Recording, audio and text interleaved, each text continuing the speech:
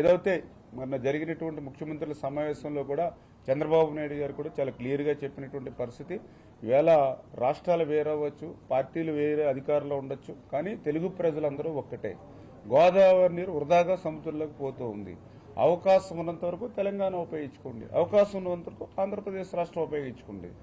అల్టిమేట్గా ఆ వృధాగా పోయే నీరును ఉపయోగించుకుని తెలుగు ప్రజలందరూ కూడా బాగుండాలనే ఆలోచన మేము కూడా వ్యక్తం చేసినటువంటి పరిస్థితి.